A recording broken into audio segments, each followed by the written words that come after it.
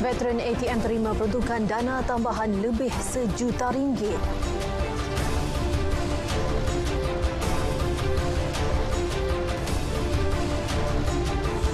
RM25,000 permohonan rayuan peranti siswa diluluskan.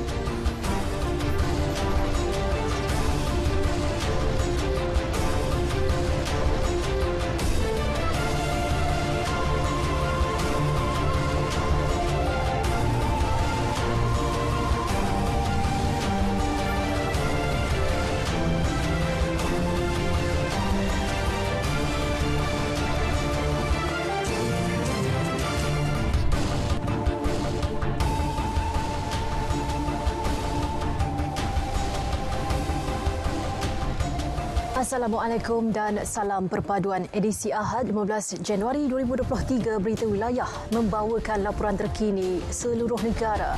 Saya Nur Zamri, lintas langsung dari Sarawak, Sabah dan Johor mengisi paparan hari ini.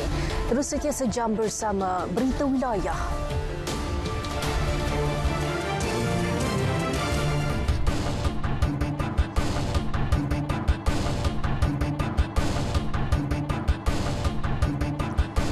Tambahan dana lebih RM1 juta diperuntukkan Jabatan Hal Ehwal Veteran JHEV ATM tahun ini dengan jumlah keseluruhan RM5.74 juta sebagai usaha membantu 180,000 ahli veteran ATM seluruh negara. Peruntukan itu bagi membaik pulih dan membina rumah baru mereka. Jelas Ketua Pengarahnya, Major Jeneral Zamri Jeffrey Darus, dianggarkan antara 170 hingga 200 buah rumah dapat dibaik pulih menggunakan peruntukan skim berkenaan.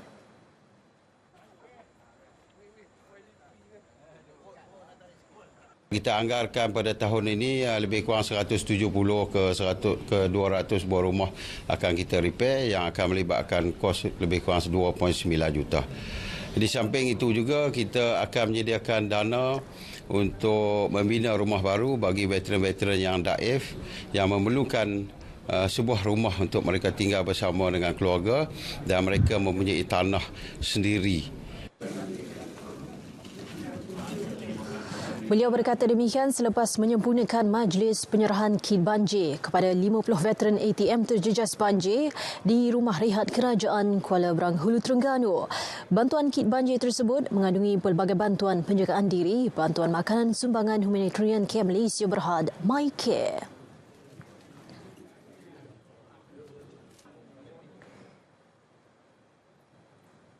RM25,000 permohonan rayuan program peranti siswa telah diluluskan. Setakat ini, kerajaan menerima RM63,000 rayuan bagi mendapatkan peranti di bawah program tersebut selepas ia ditutup pada 31 Disember lalu. Timbalan Menteri Komunikasi dan Digital, Teo Ni Ching berkata, baki permohonan sedang diteliti, institusi-institusi pengajian tinggi IPT terlibat yang akan mengesahkan sama ada pemohon berasal daripada kelompok keluarga B40. Selain itu, Kementerian Komunikasi dan Digital KKD juga tidak menerima sebarang laporan baharu berkenaan penjualan tablet peranti siswa di kalangan penerima. Setakat ini kami tak terima apa-apa laporan lagi apabila KKD ataupun masa tu KCOM menerima makluman tentang penjualan tablet adalah pada bulan November tahun lalu dan kes pada masa tu adalah lebih kurang 13 kes, tetapi setakat ini tak terima maklumat selanjutnya. Beliau ditemui media selepas menyampaikan peranti di bawah program itu kepada penerima-penerima peranti siswa daripada 13 IPT dan beberapa sekolah di Parlimen Kulai. Teo yang juga ahli Parlimen Kulai berkata secara keseluruhannya sebanyak 301,737 unit tablet atau 83% daripada 362,016 permohonan telah diluluskan dan diedarkan sehingga kini. Perdana Menteri mengucapkan Selamat Hari Pongal kepada seluruh komuniti Tamil di Malaysia yang meraikannya hari ini. Datuk Seri Anwar Ibrahim menerusi catatan Facebooknya berharap perayaan tersebut dapat memberi kesejahteraan, keceriaan dan kesihatan yang lebih sempurna kepada semua. Tambah beliau, masyarakat Tamil meraikan perayaan Pongal sebagai tanda kesyukuran atas rezeki yang bertambah. Hari besar penganut Hindu itu turut menjadi simbol dan pemangkin bagi menolak amalan atau sikap lama dan mengangkat perubahan serta mencipta anjakan baharu. Masyarakat Tamil menyambut ketibaan Pesta Menuai Ponggal pada bulan ke-10 dalam kalender Tamil yang dikenali sebagai Thai. Sambutan tersebut satu perayaan penting khususnya bagi masyarakat petani. Program kebun komuniti diharap dapat diteruskan di setiap kawasan kejiranan, terutama di kawasan bandar. Ini berikutan isu kekurangan zat makanan dalam kalangan kanak-kanak yang semakin meningkat. Menurut Timbalan Menteri Pembangunan Wanita, Keluarga dan Masyarakat Aiman Atirah Sabu, program itu bagi menjamin pemakanan yang sihat dalam kalangan masyarakat. Kalau pula ada berlaku lagi pandemik, kan kita dah tak boleh keluar, kan? Jadi kita nak cari sumber makanan susah. Tapi sekurang-kurangnya bila kita ada kebun komuniti walaupun kecil kan tu, tapi kita boleh manfaatkan. Kadang-kadang tak perlu fikir yang terlampau besar ataupun berapa ekar yang kita usahakan, tetapi dengan tempat yang kecil, tetapi ada panduan-panduan daripada pakar-pakar saintis kita ni, maka kita boleh menghidup suburkan hasil-hasil yang lebih baik.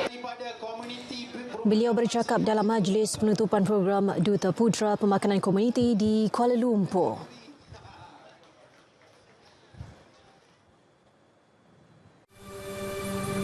Kamu akan jadi satu-satunya anak murid cikgu. Cikgu Hasmah berkorban masa dan tenaga mencurahkan ilmu kepada satu-satunya anak murid beliau. Diri yang kosong diisi dengan ilmu yang luas, tanpa mengira ruang yang terbatas. Sentiasa mempersiapkan saya dengan pengetahuan. Kenapa nak minat sekolah? Saya mau belajar dan jadi pandai supaya dapat ubah nasib keluarga kami, cikgu.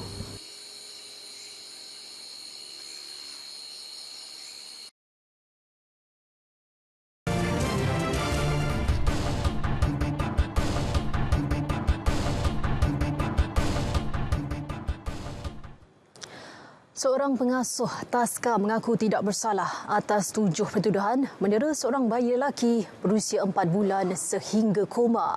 Pengakuan dibuat tertuduh Raja Nur Ifa Nadia Raja Nordin, 27 tahun. Selepas pertuduhan dibacakan di hadapan Hakim Mahkamah Seksyen Kuala Terengganu, Nuriyah Osman.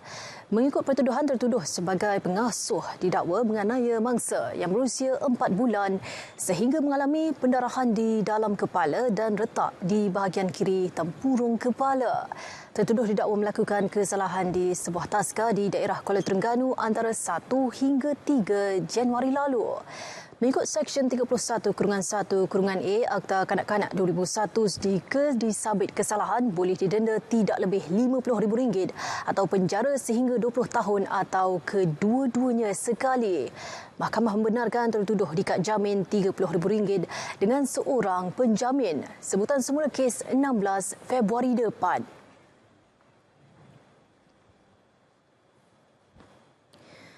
Agensi Penguatkuasaan Maritim Malaysia APMM Kelantan menahan 4 buah bot nelayan asing dipercayai menceroboh perairan negara Khamis lepas. Kesemua bot dari Vietnam itu ditahan pada kedudukan 90 hingga 106 batu nautika dari Muara Tok Bali, Pasir Putih antara pukul 6.52 petang hingga 10.24 malam. Bot ditahan menerusi pelaksanaan Ops Naga Barat, Ops Kuda Laut, Ops Damai sekitar perairan sempadan Malaysia, Vietnam. Pengarah APMM Negeri, Kapten Maritim Said Nur Adli Said Abdul Rahman berkata, 24 orang termasuk tekong dan kru berusia antara 14 hingga 64 tahun ditahan. Selain bot, turut dirampas peralatan menangkap ikan, peralatan navigasi dan komunikasi serta bekalan diesel sebanyak 1,200 liter yang dianggarkan berjumlah lebih 1.6 juta ringgit. Tiada hasil tangkapan ikan ditemui di dalam bot-bot yang ditahan Kesemua bot disyaki belum sempat melakukan aktiviti perikanan.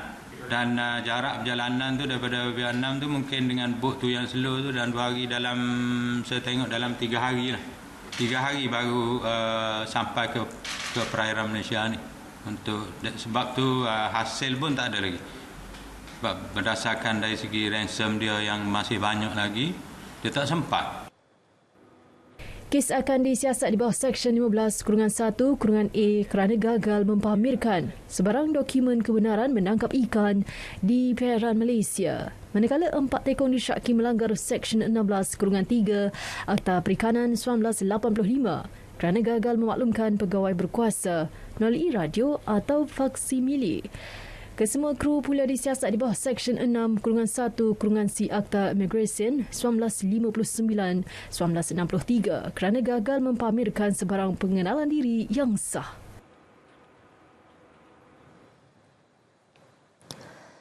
Pakar pecut pasukan Terengganu Polygon Cycling Team TSG Muhammad Harif Saleh bertekad memburu lebih banyak kejayaan pada musim ini bermula dengan perlumbaan pertama di Arab Saudi bulan depan.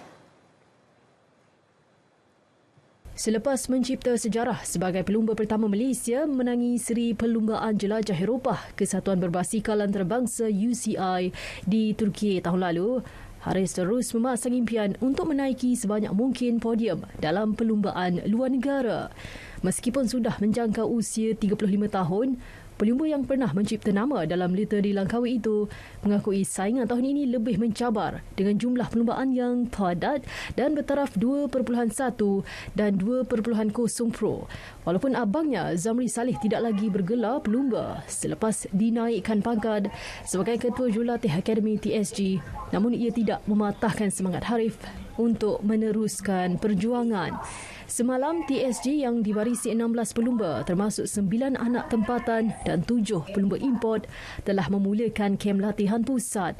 Latihan selama 2 minggu itu akan bermula di Kuala Terengganu menuju ke negeri-negeri utara sebelum berkampung di Cameron Highland dan berakhir di Selangor. Seramai 8 pelumba akan bertolak ke Emirat Arab Bersatu UAE pada 27 Januari bagi menyertai perlumbaan pertama TSG bertaraf 2.2 iaitu Tour of Sharjah.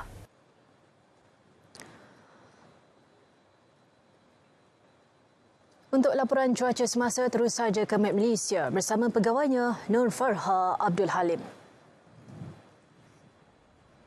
Assalamualaikum dan salam perpaduan untuk semua. Kembali bersama Map Malaysia untuk kita ikuti perkembangan cuaca pada petang ini pula. Kita terus kepada paparan amaran angin kencang dan laut bergelora yang telah pun dikeluarkan awal oleh Map Malaysia yang dijangkakan akan berlaku menjelang 18 hingga 20 Januari 2023 melibatkan kawasan perairan yang telah diloraikan ini dengan ketinggian ombak yang dijangka boleh mencecah sehingga 4.5 meter dan juga kelajuan angin yang boleh mencapai 50 km sejam. Amaran ini juga amat berbahaya kepada semua aktiviti perkhidmatan feri termasuklah bubuk kecil, rekreasi laut dan juga sukan laut. Seterusnya, paparan imej gemerada untuk petang ini pula menunjukkan keadaan ribut petir yang masih lagi berlaku di sekitar kawasan pedalaman negeri-negeri pantai barat Semenanjung Malaysia yang dijangkakan akan berterusan sehingga ke malam nanti dan juga menjelang tengah malam nanti keadaan akan lebih lembap di kawasan pedalaman negeri Selangor termasuklah Kuala Lumpur, Negeri Sembilan, Melaka dan juga Johor. Manakala negeri-negeri lain akan mengalami hujan di 1-2 tempat. Beralih kepada Sabah dan juga Sarawak, ketika ini keadaan cuaca adalah cerah dan tiada hujan yang dicerap kecuali hujan di 1-2 tempat yang sedang berlaku di bahagian pantai barat negeri Sabah. Dijangkakan ia akan berlanjutan dalam tempoh 1 hingga 2 jam dari sekarang. Manakala menjelang malam nanti pula, dijangkakan hujan dari ribut petir berpotensi berlaku di bahagian pedalaman negeri Sabah dan juga di sekitar barat negeri Sarawak. Sekian saja informasi cuaca untuk kali ini. Seperti biasa, untuk maklumat terkini berkenaan dengan cuaca, anda boleh layari laman sesawang kami dan juga di laman sosial rasmi Map Malaysia. Kita ikuti perkembangan cuaca untuk malam nanti melalui ramalan cuaca bandar-bandar utama di seluruh Malaysia. Assalamualaikum.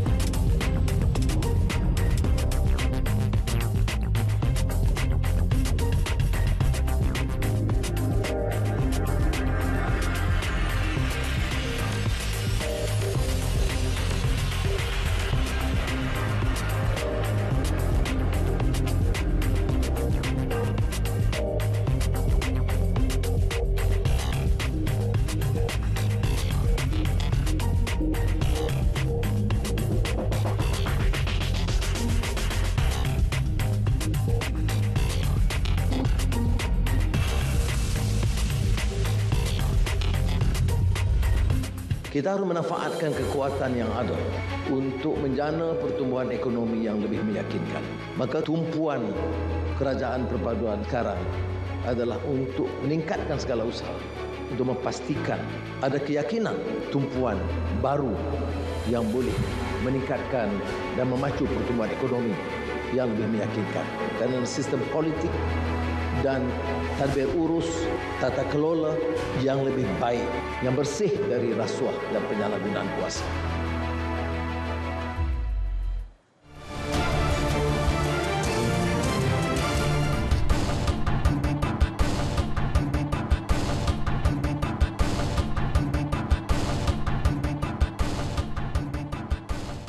Baik, kita ke Bumi Kenyalang. Fokus hari ini pewartaan status rasmi wilayah bagi Sarawak dan Sabah. Perinciannya bersama Vanessa Mering. V, silakan. Ya, Nurul, perwataan status rasmi wilayah bagi Sarawak dan Sabah bakal dibincangkan pada mesyuarat Majlis Tindakan Pelaksanaan Perjanjian Malaysia 1963 MA63 yang akan dipengerusikan Perdana Menteri Datuk Seri Anwar Ibrahim pada Jumaat ini. Premier Sarawak Datuk Patinggi Tan Sri Abang Johari Tun Openg berkata Sarawak dan Sabah sepatutnya diiktiraf sebagai wilayah seperti yang termaktub dalam perlembagaan di bawah MA63 dan jawatankuasa antara kerajaan ketika pembentukan Malaysia. Ini adalah mengikut apa yang termaktub dalam perkataan kita yang telah mengambil kira memasuki MA63 dan IGC. Sebenarnya kita wilayah. Sebab itu jawatan Ketua Menteri ditukar kepada Premier. Beliau berkata demikian ketika ditemui pemberita pada program Hari Tanpa Kereta Anjuran Dewan Bandaraya Kuching Utara di Padang Merdeka di Kuching. Kemarin Timbalan Perdana Menteri Datuk Seri Dr. Ahmad Zahid Hamidi dalam ucapan dasar Presiden Pertubuhan Kebangsaan Melayu Bersatu UMNO pada Perhimpunan Agung UMNO berkata kedudukan Sabah dan Sarawak bukan lagi berstatus negeri, sebaliknya wilayah dalam Malaysia. Pertubuhan Pergerakan Penyelidikan dan Pembangunan Singai Sarawak (REDIMS) menerima peruntukan RM3 juta daripada Kerajaan Sarawak. Peruntukan tersebut merupakan dana tambahan bagi menambah keperluan di pusat tersebut yang turut menyambut ulang tahun ke-25 REDIMS. Cek sumbangan tersebut disampaikan oleh Premier Sarawak Datuk Patinggi Tan Sri Abang Johari Tun Openg kepada Presiden REDIMS Datuk Peter Nansian Ngusi pada perasmian Festival 3 dalam 1 di pusat REDIMS di Jalan Kuching Bau. Terdahulu dalam ucapan, Premier Sarawak berharap pusat REDIMS terus menjadi pencetus kepada kemajuan masyarakat bidayah di Sarawak. Pada masa sama katanya terus menjadi simbol perpaduan masyarakat bidayah ke arah mencapai kemajuan meskipun terbahagi kepada 5 sub-etnik. Ujarnya pusat REDIMS merupakan antara contoh pembangunan yang boleh dibawakan oleh komuniti lain di Sarawak dengan turut memajukan kawasan berpotensi terutamanya pelancongan. Turut berlangsung pada festival REDIMS tersebut adalah perasmian Kampung Budaya Bidayah, Gawai Bani REDIMS dan buku ulang tahun ke-25 REDIMS selain pertandingan Dayung Sikora atau Ratu Cantik bagi masyarakat bidayah. Hospital Limbang bakal memiliki unit rawatan rapi neonatal NICU yang bernilai RM5 juta. Menurut Timbalan Menteri Industri Makanan, Komoditi dan Pembangunan Wilayah, Datuk Dr. Abdul Rahman Ismail, pembinaan unit tersebut kini dalam proses reka bentuk. Dari segi kemudahan pula, pada tahun lepas telah pun dibina 4 buah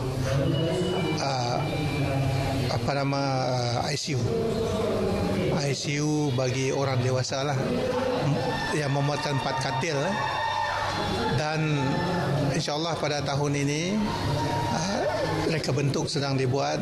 Kita menerima peruntukan berjumlah 5 juta untuk membina NICU, neonatal, iaitu ICU untuk bayi dan dijangka dalam 12 katil. Beliau ditemui pemberita selepas menghadiri Majlis Malam Apresiasi Hospital Limbang. Sementara itu, dalam perkembangan lain, sambutan perayaan Tahun Baru Cina yang berbaki seminggu lagi semakin dirasai di daerah Limbang. Sambutannya tahun ini memberi makna cukup besar kepada masyarakat Tionghoa kerana dapat meraihkannya berbanding sebelum ini yang tidak dapat disambut akibat COVID-19. Di Limbang, upacara pembukaan Mata Singa dirasmikan oleh Timbalan Menteri Industri Makanan, Komoditi dan Pembangunan Wilayah Dato' Dr. Abdul Rahman Ismail di Perkarangan Persatuan Hokkien Limbang. Upacara itu sebagai simbolik menjelang setiap kali bermula perayaan Tahun Baru Cina.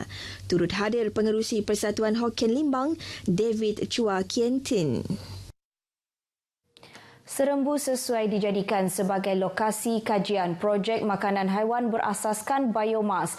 Ahli Dewan Undangan Negeri Serembu, Miro Simoh berkata, dengan lokasinya yang hampir dengan Bandaraya Kuching, mempunyai ladang ternakan haiwan selain beberapa ladang kelapa sawit sekitar Lunduk, beliau yakin kawasannya sesuai bagi projek perintis itu. Malah Sarawak memiliki sejumlah besar sisa kelapa sawit iaitu palm kernel cake yang amat sesuai menjadi makanan haiwan. Sekian lama sisa makanan sebegitu hanya dieksport ke luar negara dan tidak dimanfaatkannya bagi tujuan komersial. Saya tahu setengah-setengah kilang ini menjual ke luar negara palm kernel cake ini. Kenapa tidak palm kernel cake ini kita proses, kita jadikannya sebagai makanan utama ternakan kita?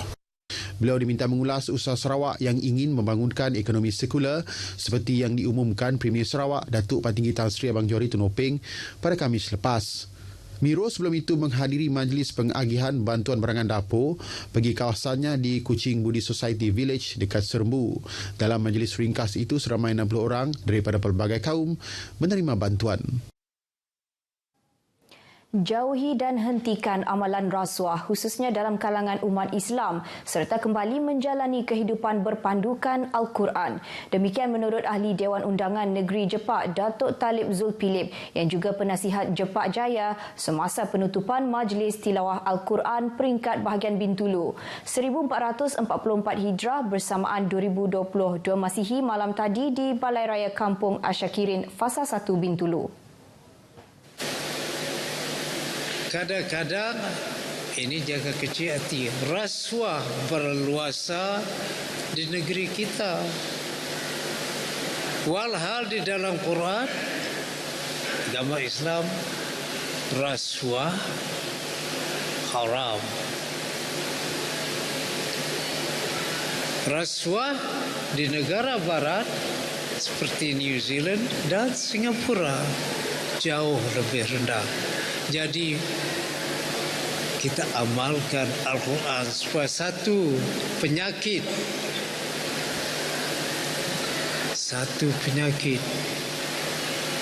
yang menyeksakan negara kita ialah rasuah. Sementara itu, Timbalan Residen Bintulu Husaini Hakim yang mewakili pengerusi Jawatan Kuasa Tetap Aktiviti Islam Bintulu JTAIB memberitahu seramai 12 peserta iaitu 6 qari dan 6 qariah yang telah melepasi tapisan berdasarkan pencapaian markah semasa Majlis Tilawah Al-Quran di peringkat daerah Bintulu, Tatau dan Sebau menyertai pertandingan itu. Bagi tahun ini, ujarnya JTAIB telah membuat beberapa pembaharuan agar MTQ bahagian menjadi acara penting dalam kalender aktiviti Islam di bahagian ini. Yang pertama, JTAIB telah bersetuju untuk meningkatkan kadar hadiah Johan dari 1,000 kepada 2,000, naib Johan dari 750 kepada 1,500 dan tempat ketiga dari 500 kepada 1,000. Manakala sagu hati, penghargaan tempat keempat hingga ke-12 dari RM 100 kepada 300 selain hadiah-hadiah iringan berbentuk peranti elektronik sumbangan jasa ABF bagi Johan hingga tempat ketiga. Bagi kategori qori, Kasti Tihi dari daerah Bintulu Muncul Johan, tempat kedua Abang Jasmani Abang Haji Mazadi juga dari daerah Bintulu, manakala Nur Amirul Hafizin Nordin dari daerah Tatau tempat ketiga. Dayangku Nuraisyah Li Awang Jidel pula Muncul Johan kategori qari'ah. Tempat kedua dimenangi Sarina Husnan dan tempat ketiga Daibah Lamid yang mana kesemua mereka mewakili daerah Bintulu. Bahagian Bintulu dipilih sebagai tuan rumah Majlis Tilawah dan Menghafaz Al-Quran kali ke-62 peringkat Sarawak tahun 2023 pada 15 hingga 18 Mac akan datang. Dengan itu sekian berita dari Sarawak, salam perpaduan dan kita kembali bersama Nurul di Angkasa Puri. Silakan. Terima kasih Vanessa Mering atas perkembangan itu.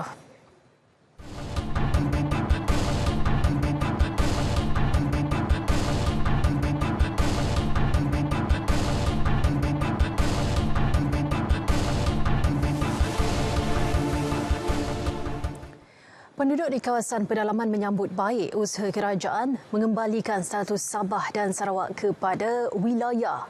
Ketika ditemui RTM di Keningau, rata-rata mengatakan ia merupakan berita gembira bagi rakyat di kedua-dua negeri tersebut seperti termaktub dalam Perjanjian Malaysia 1963 MA 63. Laku rakyat Sabah memang ini merupakan satu berita yang kita nanti-nantikan dan ini adalah yang terbaik dan kita mengucapkan terima kasih kepada pihak kerajaan kerana akhirnya telah membuka satu sinar baru dan saya rasa harapan baru dan pastinya banyak yang baru ini akan kita kecapi selepas ini akan kita sama-sama usahakan juga. Mungkin dalam pembesaran status dia sebagai wilayah dia akan memberi peruntukan yang besar kepada Sabah. Jadi di sini kami sebagai penduduk di pedalaman memerlukan peruntukan yang besar daripada kerajaan persekutuan untuk membangunkan negeri Sabah. Dia juga mungkin mengurangkan birokrasi dalam pengurusan mana-mana jabatan yang ada di Sabah dan Sarawak lah. Karena sebelum ini kebanyakan urusan-urusan pentadbiran jabatan-jabatan perlu dirujuk di Kuala Lumpur lah ataupun Putrajaya. Sebelum ini, Kerajaan Perpaduan turut mengumumkan bahawa kaul selia gas diserahkan kepada Sabah termasuk menyerahkan kuasa meluluskan projek-projek bernilai bawah RM50 juta kepada Kerajaan Sabah dan Sarawak yang diumumkan Perdana Menteri Datuk Seri Anwar Ibrahim.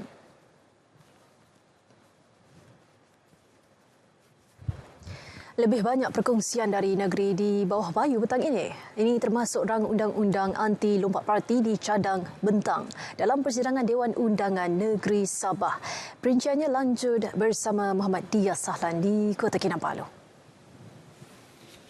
Ya? Baik, terima kasih Nurul. Pertubuhan Kinabalu Progresif Bersatu ABCO mencadangkan rang undang-undang RUU anti lompat parti dibentangkan pada persidangan Dewan Undangan Negeri Dun Sabah yang dijadualkan Mac depan. Naib Presidennya Datuk Iwan Benedik berkata beliau telah mengemukakan cadangan itu kepada Ketua Menteri Datuk Seri Panglima Haji Jinor dan Kerajaan Negeri kerana ia disifatkan penting untuk mewujudkan kestabilan politik di negeri ini. Datuk Iwan dan juga Adun Kedamaian menyatakan ia juga penting untuk memastikan kerajaan negeri yang dibentuk selepas pilihan raya negeri akan dapat berfungsi sepenuhnya dalam melaksana semua rancangan pembangunan negeri untuk kesejahteraan rakyat. Beliau yang juga Menteri Pembangunan Usahawan dan Koperasi berkata demikian dalam malam perpaduan ABCO di Pinampang yang turut dihadiri Presiden Parti Datuk Seri Panglima Wilfred Madius Tangau. Datuk Iwan secara rasmi mengambil alih jawatan Presiden ABCO daripada Datuk Madius dalam Perhimpunan Agung 3 Tahunan ABCO ke-16 hari ini, manakala Datuk Madius dan juga Ahli Parlimen Tuaran dilantik sebagai Presiden Kehormat ABCO. Dalam pada itu, Datuk Madius menyatakan peralihan kepimpinan ABCO ini sebagai satu langkah strategik parti untuk terus maju ke hadapan. Masyarakat Cina di negeri ini khususnya di daerah Beaufort perlu terus memainkan peranan membantu kerajaan memajukan ekonomi negeri terutama dalam situasi ekonomi negara tidak menentu ketika ini. Kerjasama semua pihak khususnya masyarakat Cina penting kerana selama ini mereka telah memainkan peranan utama menyumbang memajukan negeri dalam pelbagai sektor ekonomi. Pembantu Menteri Kerajaan Tempatan dan Perumahan Datuk Isnin Aliasni optimis di bawah pimpinan Ketua Menteri Datuk Seri Panglima Haji Jinor, pelbagai agenda akan dapat dilaksana termasuk meningkatkan ekonomi negeri yang akan membawa kesejahteraan kepada rakyat. Beliau yang juga adun Kilias berkata selepas merasmikan Majlis Sambutan Tahun Baharu Cina di Beaufort. Tambah Dato' Isnin, sikap hormat menghormati dan tolak ansur yang tinggi juga perlu terus dipupuk dalam kalangan masyarakat pelbagai etnik di negeri ini agar keharmonian dan keamanan yang dikecapi terus berkekalan. Lebih 1,500 penduduk menghadiri majlis anjuran pejabat adun Kilias ini yang turut dimeriahkan dengan persembahan tarian naga dan singa selain persembahan nyanyian daripada artis tempatan. Hadir sama Adun Lumba dan Datuk Ruslan Muharram dan Ahli Parlimen Sipitang, Datuk Mat Bali Musa. Menjelang sambutan Tahun Baharu Cina tidak lama lagi, usaha menyantuni masyarakat kaum Tionghoa di negeri ini terus dilaksana. Tidak ketinggalan, Pejabat Perhubungan Adun dilantik dan Ahli Jawatan Kuasa Gabungan Rakyat Sabah, Libaran, menerusi program Ramah Mesra sempena Tahun Baharu Cina 2023 di sekitar Batu Lapan, Sandakan. Menurut Adun dilantik Jafari Waliam, program Turun Padang ini bukan sahaja dapat mendekati rakyat, malah dapat memperkukuh semangat perpaduan dalam kalangan masyarakat pelbagai kaum dan agama di negeri ini. Perpaduan kaum merupakan faktor penting dalam mengekalkan keharmonian negara sekaligus memastikan agenda pembangunan negara dilaksana. Jafari menyatakan demikian selepas program Ramah Mesra menjelang Tahun Baharu Cina di Pasar Besar Batu Lapan, Sandakan. Beliau juga berharap tahun Arnab ini dapat membawa kebahagiaan kepada semua masyarakat, khususnya masyarakat Cina. Jabatan Kesihatan Negeri Sabah JKNS menerusi Hospital Queen Elizabeth II HQE2 dengan kerjasama Universiti Malaysia Sabah UMS berjaya melakukan pembedahan otak ke atas pesakit dalam keadaan sedar sepenuhnya. Pembedahan yang dikenali sebagai awake craniotomy itu selamat dijalankan pada 12 Januari lalu di Dewan Bedah HQE2 Kota Kinabalu. Pembedahan tersebut adalah pertama dijalankan di Sabah hasil usaha pakar bedah otak HQE2, Mr. M. Sofan Zinian dan Mr. Hezri Abu Hassan bersama pakar bius otak dari Fakulti Perubatan dan Sains Kesihatan FPSK UMS, Dr. Yepun Tat serta pakar perunding kanan pembedahan otak dari Hospital Sungai Buloh, Mr. Liu Vun Seng. Pembedahan telah berlangsung selama 6 jam dengan pesakit dalam keadaan terjaga.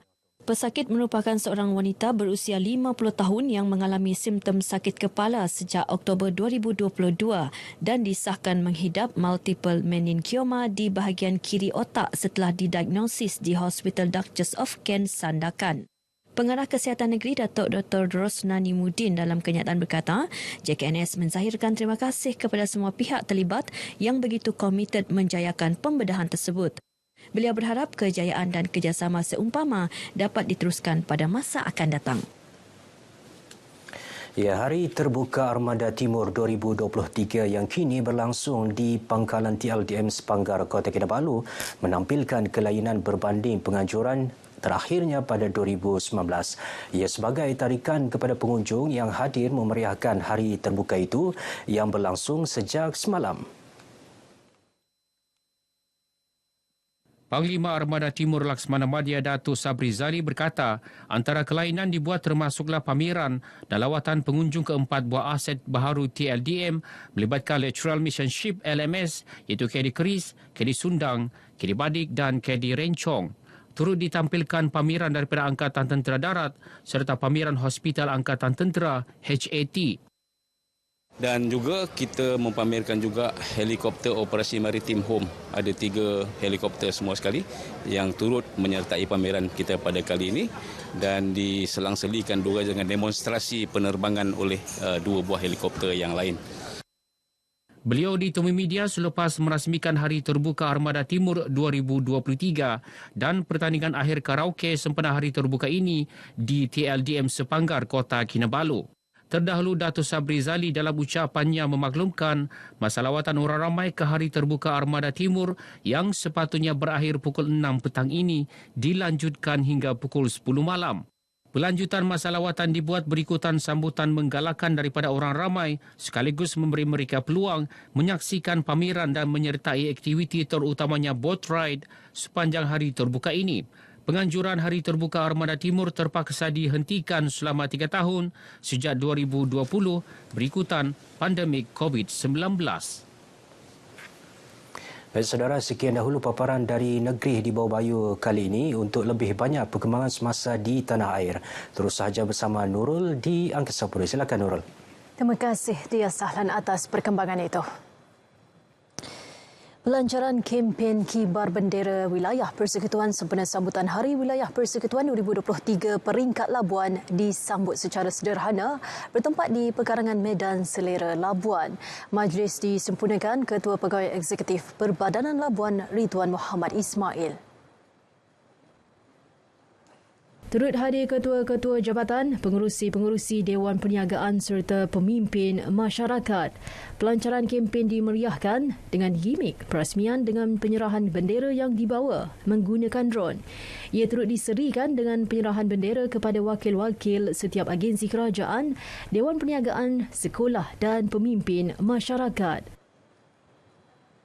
Kita telah pun mengedarkan bendera wilayah Persekutuan untuk ketua-ketua jabatan, agensi-agensi dan khususnya kepada sekolah-sekolah untuk sama-sama kita meraihkan dan kita merasai suasana untuk sambutan Hari Wilayah Persekutuan yang akan bermula pada 1 Februari hinggalah kepada 28 Februari 2023. Beliau berkata demikian pada sidang media selepas pelancaran program itu.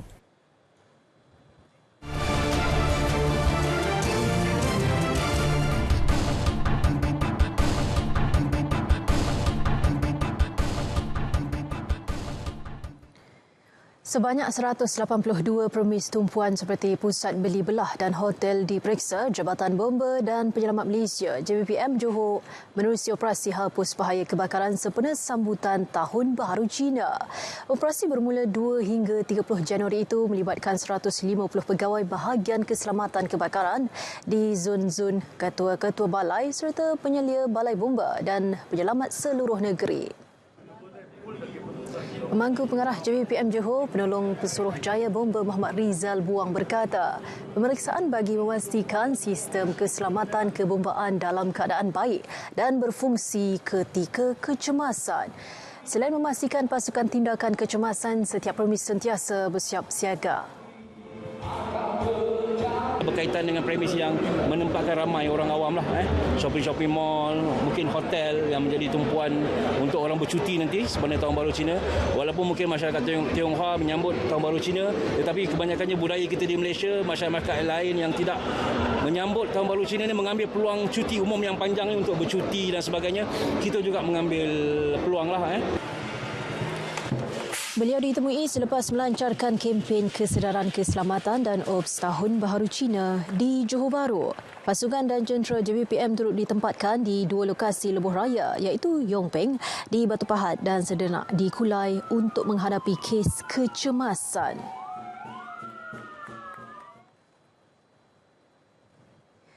Lagi perkembangan dari Johor menerusi lintas langsung hari ini. Antaranya persediaan polis daerah Iskandar Puteri menjelang perayaan Tahun Baharu Cina dan perancangan kejohanan sukan. Untuk itu terus sahaja bersama rakan penyampai Nur Akila Arba'in. Akila? Baik, terima kasih Nurul. Menjelang cuti perayaan Tahun Baharu Cina, isu keselamatan terutama bagi mereka yang meninggalkan kediaman jadi fokus utama. Untuk itu, Polis Daerah Iskandar Puteri menasihatkan orang ramai supaya memaklumkan kepada polis tentang ketiadaan mereka di rumah. Ketua Polis Daerah ACP Rahmat Arifin berkata, pemakluman boleh dibuat melalui panggilan telefon ke Balai Polis Berdekatan agar rondaan lebih kerap dapat dilakukan sepanjang ketiadaan penghuni.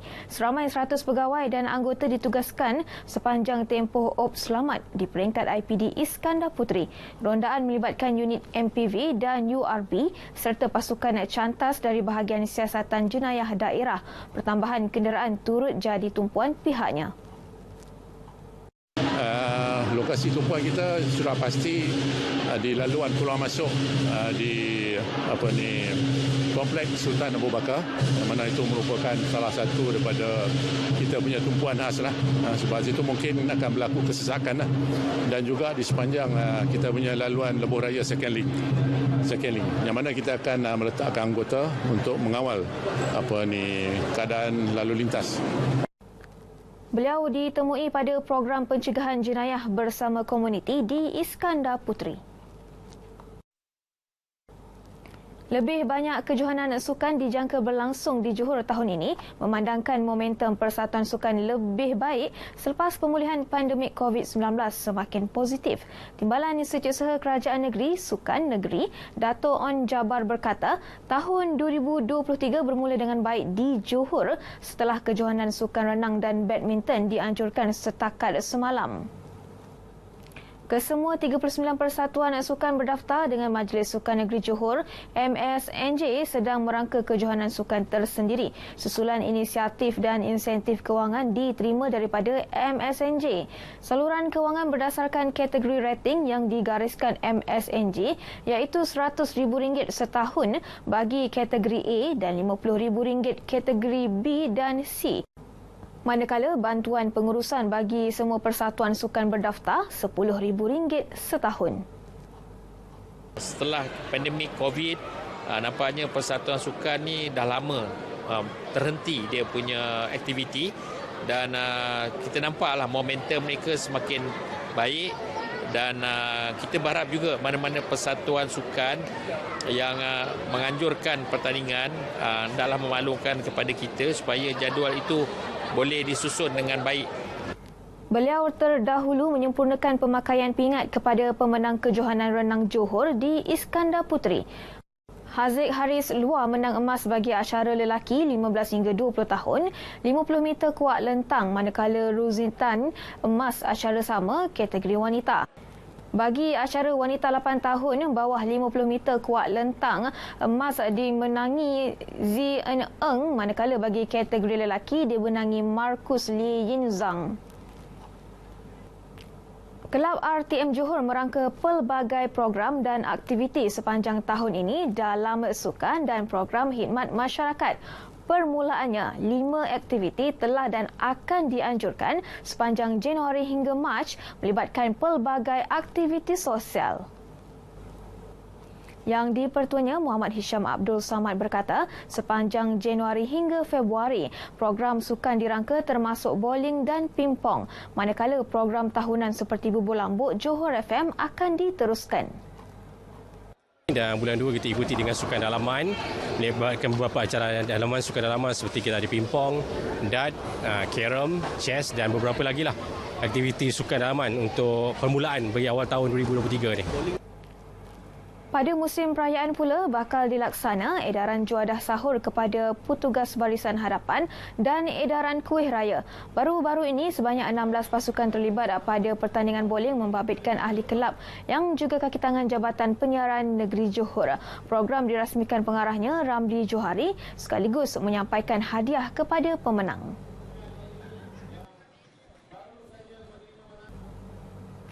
Sekian perkongsian dari Johor petang ini. Ikuti perkembangan berita seterusnya. Kembali ke Angkasa Puri. Terima kasih Akila Arba'in.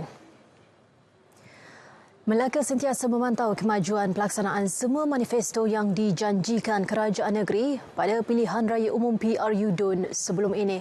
Ketua Menteri Datuk Seri Sulaiman Mat Ali berkata ia termasuk mini manifesto setiap ahli Dewan Undangan Negeri ADUN bagi projek di kawasan masing-masing. Beliau juga telah meminta setiap ADUN mengutarakan manifesto di kawasan mereka dalam tempoh ditetapkan.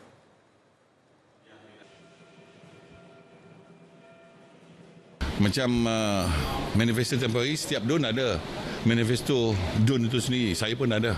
Tapi saya dah laksanakan, sebelum ni saya kata semua kawasan tanah perkuburan akan dipasangkan lampu solar dan saya pun telah melaksanakan. Selain daripada aku janji dalam manifesto yang telah pun aku janjikan pada PRN yang lepas. Dan bagi setiap DUN, mereka Adun sendiri yang ada manifestonya, mini manifestonya, saya minta mesti diselesaikan. Kalau tempoh 5 tahun, 5 tahun. Kalau tempoh setahun, dalam tempoh setahun itu mesti diselesaikan. Katanya sebelum ini kerajaan negeri mengumumkan 95% manifesto yang dijanjikan pada PRU Dun Melaka telah dilaksana. Beliau terdahulu menyampaikan sumbangan Tahun Baru Cina Parlimen Masjid Tanah di Japura Lendu. Sebahagian besar Taman Eco Rimba dan trek pendakian di Negeri Sembilan kini dibuka semula. Ia selepas penutupan selama 44 hari sebagai langkah berjaga-jaga ekoran cuaca tidak menentu. Bagaimanapun, menurut Pengarah Jabatan Perhutanan Negeri Sembilan, JBNS, Salih Awaludin, trek pendakian Berembun Gunung Besar Hantu serta kawasan rekreasi Jeramtoi dan Kenaboi masih dalam proses pembaikan.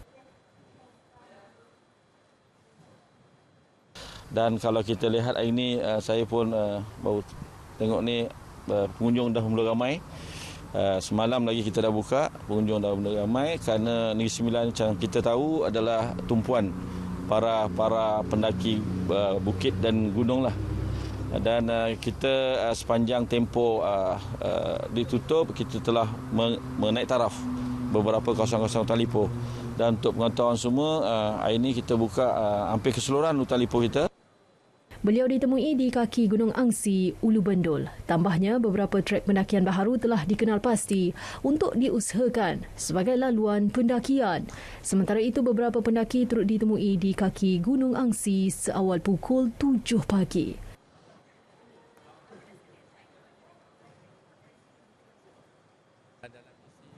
Untuk kami mendaki Gunung Kinabalu yang dijadualkan pada 26 hingga 30 hari bulan Januari ini.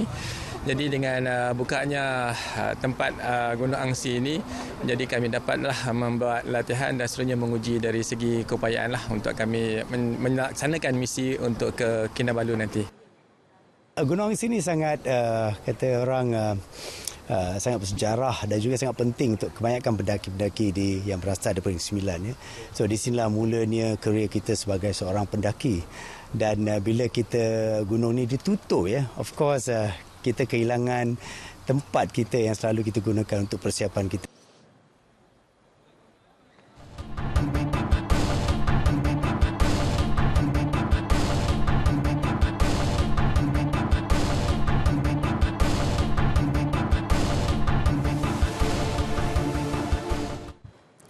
Susulan video berdurasi 2 minit 27 saat menunjukkan seorang lelaki melaungkan azan dalam ritual agama Tula.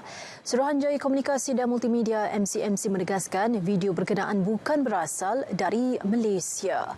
Hasil semakan video berkenaan berasal dari luar negara dan ditular semula seolah-olah ianya berlaku di Malaysia. Orang ramai diingatkan tidak menyebar kandungan yang boleh menggambarkan konteks tidak tepat serta boleh digunakan pihak tidak bertanggungjawab dalam melakukan provokasi antara agama di Malaysia. MCMC menggesa supaya laporan kepada pihak berkuasa dibuat sekiranya penyebaran video bersifat provokatif berkenaan berlaku. Tegas MCMC, video sedemikian dilihat mengancam dan boleh mengundang ketegangan antara masyarakat pelbagai kaum dan agama di negara ini.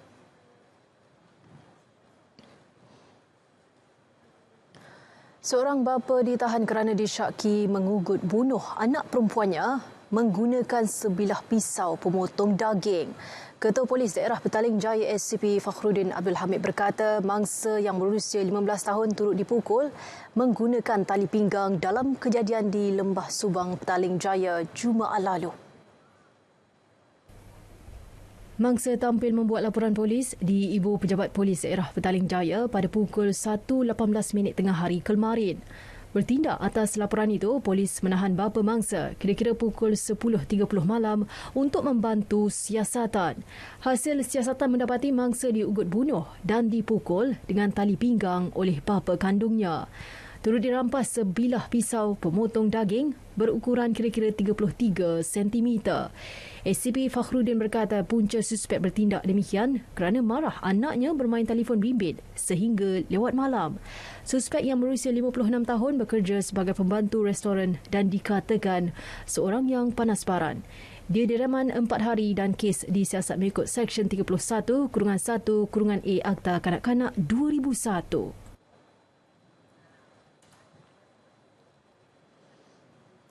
Pelaksanaan bandar pintar perlu komitmen masyarakat yang celik teknologi selain keupayaan berasimilasi bagi menjamin persekitaran kondusif dan selamat. Ke arah itu, membentuk mentaliti kelas pertama perlu dipergiatkan bagi mengekalkan prestasi bandar pintar setia ada. Kita juga lebih menekankan juga mengenai mentality of the warga bandar, yang mana kita mahu memastikan bahawa warga bandar kita mempunyai mentaliti first class mentality, supaya apabila kita memasang peralatan ataupun peranti-peranti yang berteknologi tinggi ini dapat dimanfaatkan oleh penduduk dan juga kepada kerajaan. Ujarnya pembangunan bandar pintar yang inklusif mampu memberi impak positif kepada ekonomi negara dan kualiti kehidupan rakyat.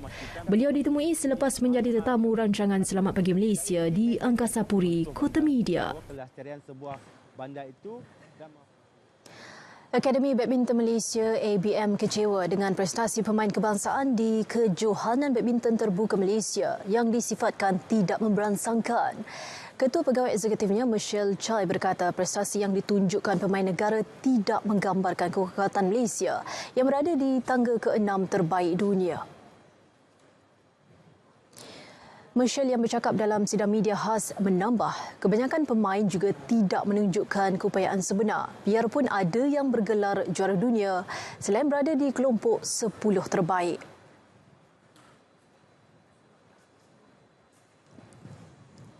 Atau kita kecewa bukan sahaja 100% sebab keputusan yang let me say tidak begitu memberangsangkan, tetapi kita lebih kecewa kerana pemain-pemain tidak menunjukkan kekuatan dia yang sebenar. Justru Michelle menggesa pemain-pemain segera memperbaiki prestasi kerana masa untuk melayakkan diri ke Sukan Olimpik 2024 di Paris kini semakin suntuk. Pada Terbuka Malaysia 2023 yang berakhir hari ini, tiada seorang pun wakil negara dari ABM beraksi cemerlang di hadapan penyokong sendiri. Penyampaian terbaik hanya setakat di suku akhir menerusi beregu campuran Chen Tangji, Toh Iwe dan beregu lelaki profesional Ong Yusin, Teo Iye.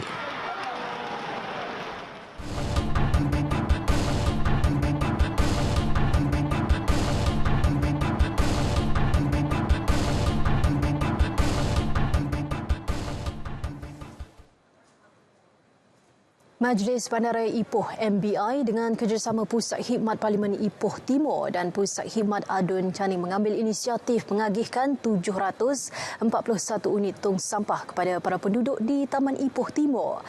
Komitmen itu bertujuan meningkatkan kualiti persekitaran dan merealisasikan hasrat menjadikan Ipoh bandaraya terbersih di Malaysia.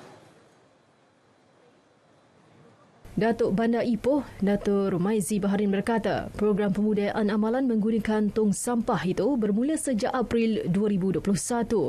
Sehingga kini sebanyak 46,656 tong sampah telah diedarkan kepada warga Kota Ipoh. Let's stop ni, kita akan jadual semula. Tapi untuk pelancaran tahun 2023 ni jangka buat di Klebang oleh YB Chandria, Esko Kerajaan Tempatan. Ya, jangka lepas Chinese New Year bulan 2. Kita nak maklumkan yang ini juga sebagai salah satu itu kita meraihkan sambutan Tahun Baru Cina. Kalau perkara ini boleh dibawa ke Ipoh Garden East dan hari ini saya saksikan, saya dengan Jenny dengan Datuk Bandar sampaikan tong sampah ke rumah di sini. Inilah mungkin akan menjadi titik permulaan untuk kita pecahkan rantaian buruk iaitu sampah merata-rata di Ipoh Timur. Hadir sama Adun Channing, Chenny Choi Si Jen yang juga timbalan speaker Dun Perak. Seorang penunggang motosikal maut manakala 5 lagi cedera selepas terlibat kemalangan di kilometer 187.7 Lebuh Utara Selatan arah selatan awal pagi tadi. Mangsa berusia 20 tahun dan 5 penunggang lain dipercayai terlibat dalam kegiatan lumba. Ketua Polis Perak Datuk Seri Muhammad Yusri Hassan Basri dalam satu kenyataan memaklumkan ketika kejadian, kesemua motosikal dari arah Plaza Tun Alor Pongsu menghala ke Bukit Merah. Mangsa yang cedera dibawa ke Hospital Taiping dan Hospital Parit Bunta untuk rawatan. Sementara itu, mangsa maut dibawa ke Hospital Parit Bunta untuk proses bedah siasat. Kes diklasifikasikan di bawah Seksyen 41-1 Akta Pengangkutan Jalan 1987. Polis Perak menasihati pengguna jalan raya, khususnya golongan remaja, supaya tidak terlibat dalam kegiatan lumba haram dan mematuhi peraturan serta undang-undang jalan raya bagi menjamin keselamatan diri dan pengguna lain. Taktik berselindung di belakang premis untuk menjalankan aktiviti penjualan loteri awam tanpa lesen di Kedah gagal apabila premis terbabit diserbu polis kontijen. Hasilnya 15 individu berjaya ditahan hasil dari maklumat awam dan risikan bahagian siasatan jenayah daerah yang melakukan beberapa siri pemeriksaan di sekitar daerah Kulim, Kota Star dan Kuala Muda. Ketua Polis Kedah CP Datuk Wan Hassan Wan Ahmad berkata pihaknya turut merampas 15 telefon bimbit dan wang tunai berjumlah RM1,530. Siasatan awal mendapati kebanyakan aktiviti tidak bermoral itu dijalankan dan berselindung di sebalik premis siaga yang lain seperti kedai runcit, kedai makan dan kedai penjualan kupon tambah nilai. Kesemua tangkapan dan rampasan disiasat di bawah Seksyen 4-1-C dan Seksyen 4A-A Akta Rumah Judi Terbuka ARJT 1953. PDRM Kedah berharap seluruh penduduk negeri Kedah akan sama-sama menyalurkan maklumat kepada polis untuk tindakan lanjut.